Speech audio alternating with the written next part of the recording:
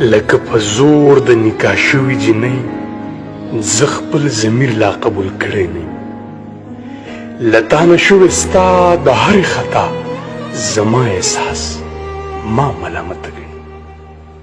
وایم چې ما نه به خطا شوي یا به په ما کې کمزوري ډېره وه، ستا جدایۍ د ځان دښمن جوړ کړم او ما د لاس کرښې د لمبو تېرې کړې.